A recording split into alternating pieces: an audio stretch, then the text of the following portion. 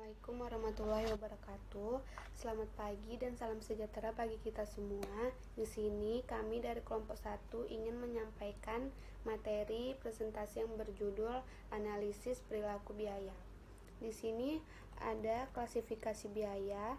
Yang dimaksud dengan klasifikasi biaya itu adalah suatu proses pengelompokan biaya berdasarkan tujuan dari informasi biaya yang disajikan.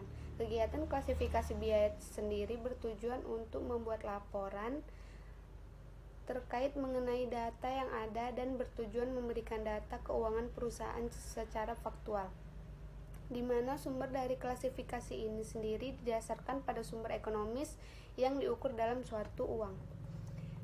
Jenis-jenis biaya terbagi menjadi 3, yaitu biaya tetap, biaya variabel, dan biaya semi variabel. Yang dimaksud dengan biaya tetap adalah suatu biaya yang jumlah totalnya akan tetap konstan, tidak akan dipengaruhi oleh perubahan volume suatu kegiatan atau aktivitas sampai pada tingkatan tertentu. Biaya tetap per unit tersebut berbanding terbalik dengan secara proporsional dengan suatu perubahan volume kegiatan atau aktivitas kapasitas. Semakin tinggi tingkat kegiatan atau aktivitas tersebut, maka akan semakin rendah biaya tetap per unitnya. Semakin rendah tingkat kegiatan atau aktivitasnya, maka akan semakin tinggi juga biaya per unitnya. Contohnya itu seperti biaya sewa gedung. Perusahaan akan senantiasa membayar biaya sewa gedung yang sama setiap tahun meskipun produk yang dihasilkan oleh perusahaan tersebut banyak maupun sedikit. Yang kedua itu ada biaya variabel.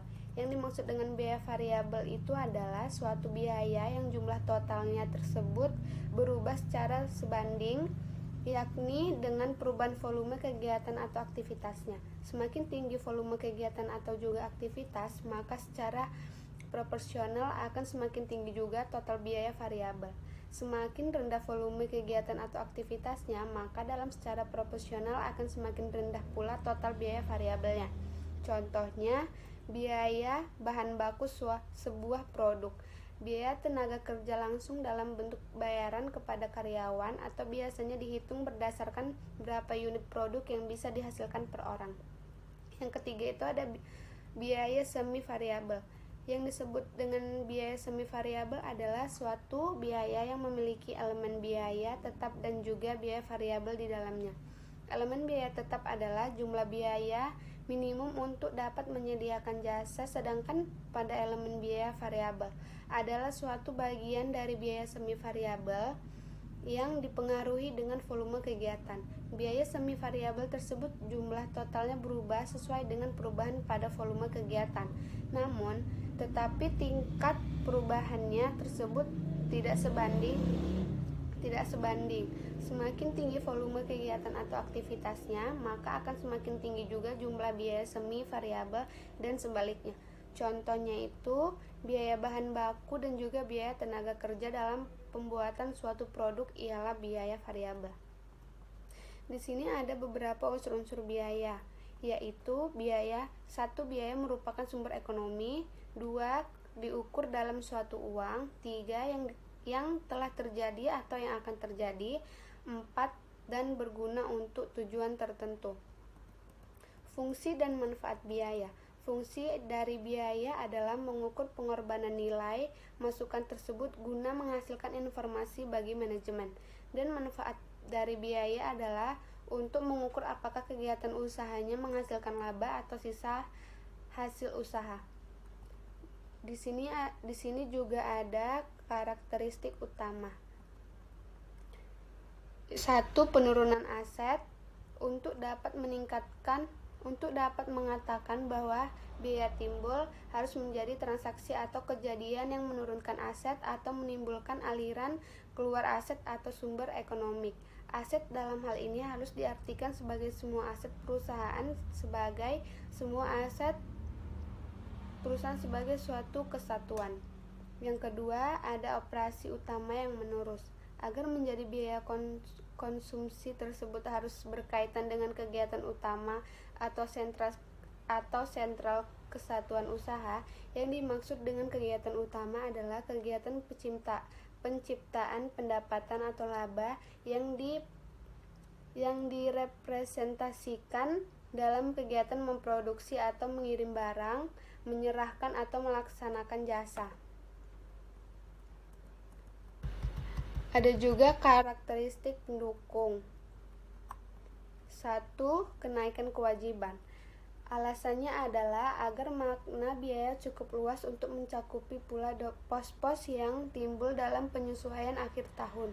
Bila barang dan jasa telah dimanfaatkan oleh perusahaan tetapi perusahaan tidak mengakui sebagai aset sebelumnya, atau perusahaan belum mengakui kewajiban atas penggunaan barang dan jasa yang dikuasai pihak lain, perusahaan mempunyai keharusan untuk membayar atau melakukan pengorbanan sumber ekonomi di masa dating sehingga kewajiban timbul. Yang kedua, ada penurunan ekuitas. Definisi APB dan IAI secara eksplisit menyebutkan bahwa penurunan aset akhirnya akan mengubah ekuitas atau menurunkan ekuitas. Penurunan ekuitas lebih menegaskan pengertian biaya karena tidak setiap penurunan aset mengakibatkan penurunan ekuitas. Misalnya, pembagian dividen kas merupakan penurunan aset, tetapi tidak dapat disebut sebagai biaya. Jadi penurunan ekuitas hanya merupakan karakteristik pendukung makna biaya. Yang selanjutnya akan dijelaskan oleh teman saya. Nama saya Widya Manik. Saya akan membahas tentang pola perilaku biaya. Pola perilaku biaya adalah suatu pola yang berhubungan antara total biaya dengan perubahan volume aktivitas. Pola perilaku biaya dibagi menjadi 3 macam, yaitu 1. Jumlahnya tetap meskipun volume kegiatan berubah atau biasa disebut dengan biaya tetap. 2. Jumlahnya berubah secara proporsional dengan perubahan volume kegiatan atau biasa disebut biaya variabel. 3. Jumlahnya berubah tidak sebanding dengan perubahan volume kegiatan atau biasa juga disebut biaya semi variabel. Ada juga beberapa asumsi yang diperlukan untuk penyederhanaan pola perilaku biaya, yaitu 1. Hubungan teknis antara input dan output bersifat linear. 2. Jumlah input yang diperlukan harus sama dengan jumlah input yang digunakan. 3. Harga perolehan input bersifat linear dengan kuantitas input yang digunakan. Metode penentuan pola perilaku biaya. Terdapat 3 pendekatan dalam penentuan pola perilaku biaya. 1. Pendekatan intuisi, yaitu pendekatan yang didasarkan intuisi manajemen. 2. Pendekatan analisis engineering, yang didasarkan pada hubungan fisik yang jelas antara masukan dengan keluaran. 3. Pendekatan analisis data biaya masa lalu, yaitu pendekatan yang didasarkan pada data biaya masa lalu yang berasumsi bahwa biaya di masa yang akan datang sama berlakunya dengan biaya di masa lalu. Ada juga beberapa metode untuk menentukan pola perilaku biaya dengan analisis perilaku di masa lalu, diantaranya A. Metode titik tertinggi dan titik terendah, yaitu merupakan sebuah cara metode untuk menganalisis biaya masa lalu pada volume kegiatan tertinggi dan volume kegiatan yang terendah. 2. Metode biaya cadangan, yaitu analisis perilaku biaya. Dalam metode ini terlebih dahulu menentukan unsur biaya tetap dari biaya yang bersangkutan dengan cara menghentikan kegiatan perubahan untuk sementara waktu. Penentuan pola perilaku biaya. Ada 3 faktor yang harus dipertimbangkan dalam menetapkan pola perilaku suatu biaya. Di antaranya A. Harus dipilih biaya yang akan diselidiki pola perilakunya. B. Harus dipilih variabel bebas atau independen variabel, yaitu suatu yang menyebabkan biaya tersebut berfluktuasi.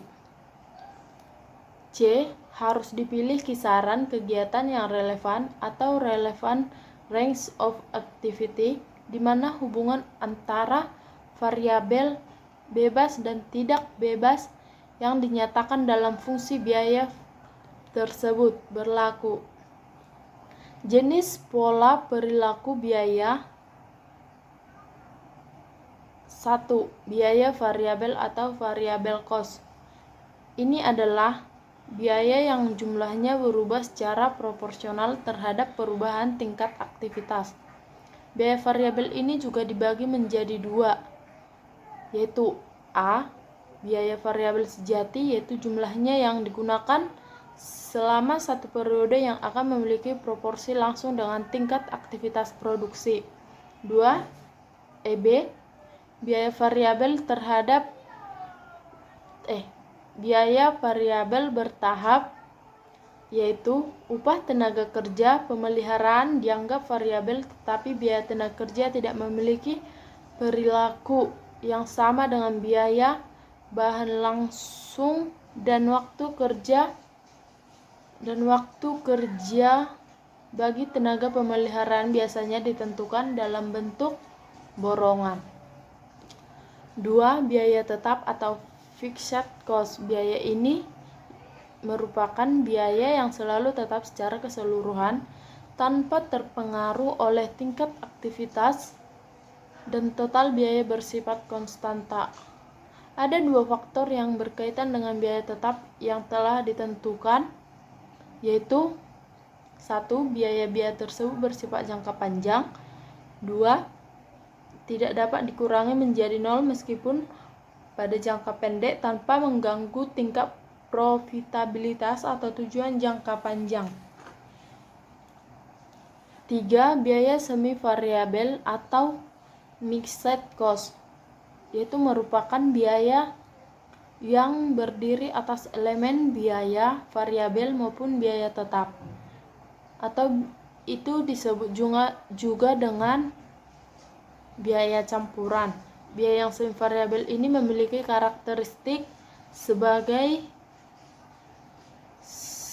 berikut, yaitu biaya semi variabel jumlahnya total berubah sesuai dengan perubahan volume kegiatan, akan tetapi sifat-sifat perubahannya tidak sebanding. Berikutnya, biaya semi variabel persatuan berubah terbalik dihubungkan dengan perubahan volume kegiatan, tetapi sifatnya juga tidak sebanding. Terima kasih. Selanjutnya akan dijelaskan teman saya Rafisah Gurning. Nama saya Rafisah Gurning. Saya akan melanjutkan materi, yaitu bagian C, metode untuk memperkirakan fungsi biaya dengan pendekatan historis. Ada 3 metode untuk memperkirakan fungsi biaya dengan pendekatan historis, yaitu yang pertama, metode titik tertinggi dan terendah. Metode titik tertinggi dan terendah adalah suatu metode untuk menentukan persamaan suatu garis lurus dengan terlebih dahulu memilih 2 titik, yaitu titik tinggi dan rendah, yang akan digunakan untuk menghitung parameter titik potong dan kemiringan, di mana titik tinggi adalah suatu titik dengan tingkat output atau aktivitas tertinggi, dan titik rendah adalah titik dengan tingkat output atau aktivitas yang terendah. Dengan selisih biaya yang akan dihitung adalah unsur biaya variabel dalam biaya tersebut. Yang kedua adalah metode biaya berjaga. Metode ini mencoba menghitung berapa biaya yang harus tetap dikeluarkan andai kata perusahaan ditutup untuk sementara, jadi produknya sama dengan nol.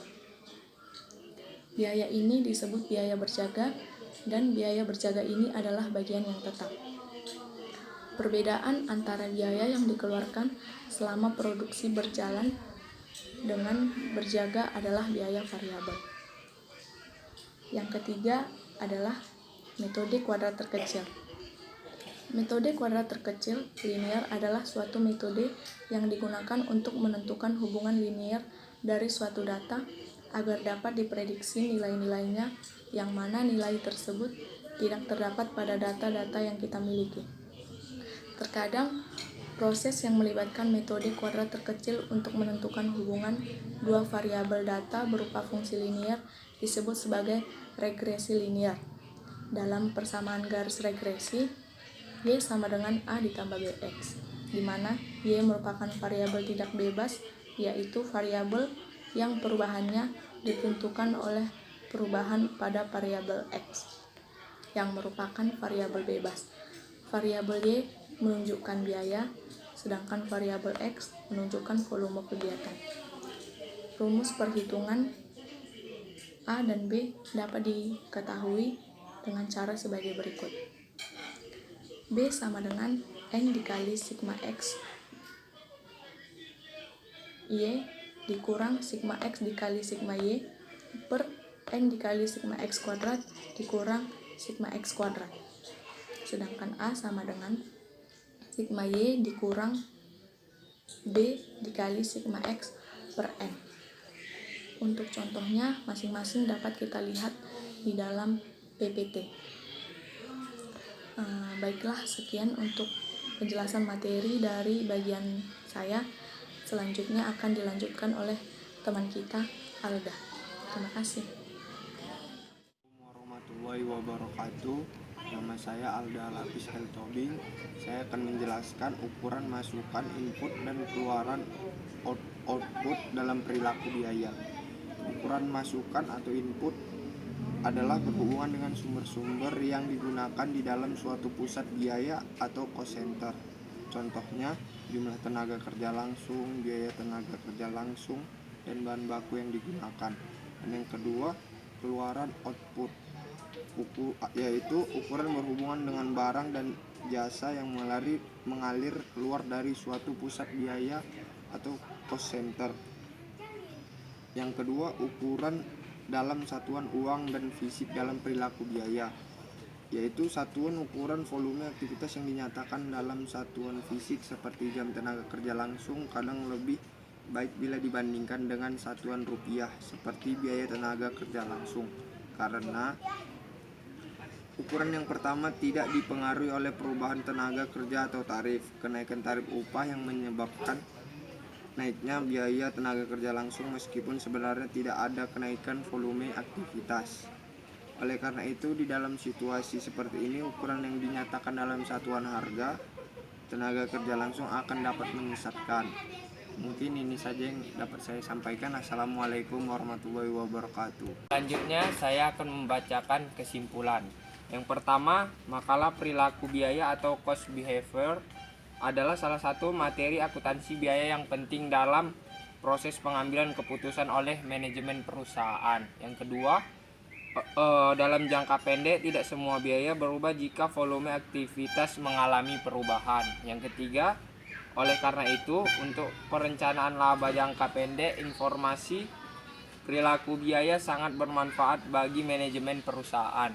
Yang keempat, dengan memahami karakteristik berbagai tipe biaya tetap dan karakteristik berbagai tipe biaya variabel, manajemen perusahaan akan dalam posisi yang baik dalam pengolahan biaya.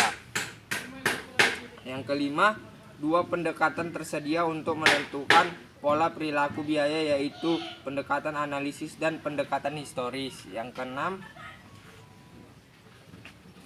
pendekatan historis menentukan pola perilaku biaya berdasarkan sejarah berhubungan perubahan volume aktivitas dengan biaya di masa yang telah berlalu. Yang ketujuh, pendekatan historis yang menggunakan metode kuadrat terkecil yang menganggap hubungan garis lurus antara volume aktivitas dengan biaya adalah pendekatan dan metode yang banyak dipakai oleh perusahaan dalam menentukan pola perilaku biaya. Yang ke-8, dan perlu kita ketahui juga bahwa biaya tidak hanya berubah dalam hubungannya dengan volume aktivitas, namun masih ada faktor lainnya. Dan yang terakhir, misalnya harga yang berpengaruh terhadap perilaku biaya. Mungkin ini saja materi kita pada pagi hari ini. Sebelum saya menutup presentasi pada pagi hari ini, saya akan membuka sesi tanya jawab. Ada yang ingin bertanya?